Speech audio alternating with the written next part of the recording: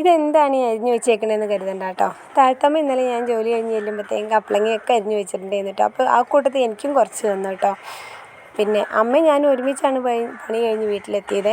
ഒരുമിച്ച് ജോലി കഴിഞ്ഞ് വീട്ടിൽ ചെന്നുള്ള സ്ഥിതി അറിയാലോ. അപ്പോൾ ഇതാ 8ൻ്റെ പണി ഇവിടെ 8ൻ്റെ അല്ല 16ൻ്റെ പണിയാണ് കേട്ടോ ഇന്നലെ കിട്ടിയത്. ആദ്യക്കുട്ടൻ്റെ ഉളുക്ക് വേദന ഉണ്ടെന്ന് കുറച്ച് ദിവസമായിട്ടോ പറയുന്നു. ഞാൻ പറഞ്ഞു ആദ്യക്കുട്ട അത് മെല്ലെ ഒന്ന് ഒഴിഞ്ഞാൽ മതി. അവനത് കെട്ടിയേ പറ്റൂ. എന്തിനാണ് കെട്ടണത്? എനിക്കിട്ട് പണി തരാൻ വേണ്ടിയിട്ട്. കെട്ടിക്കഴിഞ്ഞാലല്ല അമ്മയ്ക്ക് അവനെ കുളിപ്പിക്കാനൊക്കെ പറ്റുള്ളൂ. അല്ലാത്തപ്പോൾ സ്വന്തം എല്ലാം ചെയ്യുന്നതല്ലേ. താഴ്ത്തമ്മ ഏതാവിടെ വന്ന് നിൽക്കുന്നുണ്ട് കേട്ടോ. അത് കണ്ടില്ലേ. പിന്നെ 16ൻ്റെ പണീൻ്റെ കൂടെ 24ൻ്റെ പണിയും കൂടെ ഇന്നലെ കിട്ടി. ഈയൽ വന്നു കേട്ടോ. ഈയലായിരുന്നേ. അത് കാരണം അടുക്കളയിൽ കയറാനേ നിവർത്തിയില്ല. പിന്നെ ഇന്നലെ പണി കഴിഞ്ഞ് പോകുന്ന വഴി ഒരു പൈനാപ്പിൾ വാങ്ങിയിട്ടുണ്ടായിരുന്നു കേട്ടോ. എല്ലാവർക്കും ഭയങ്കര ഇഷ്ടമാണ് കേട്ടോ. അപ്പോൾ കൊടു പറഞ്ഞ അമ്മയെ ചെത്തമ്മയെന്ന് പറഞ്ഞു. നല്ല രീതിയിലൊരു വീഡിയോ ഒക്കെ പിടിക്കണം എന്ന് വിചാരിച്ചിട്ടാണ് ചെത്തി തുടങ്ങിയത് കേട്ടോ. വീഡിയോ പോയിട്ട് ഒരു ഫോട്ടോ പോലും മര്യാദയ്ക്ക് എടുക്കാൻ പറ്റുന്ന അവസ്ഥയായിരുന്നില്ല. കാരണം എന്താ വെച്ചാൽ ലൈറ്റ് ഇടാൻ പറ്റില്ല. ലൈറ്റ് ഇട്ടാൽ ഈയൽ വായി കയറും കേട്ടോ.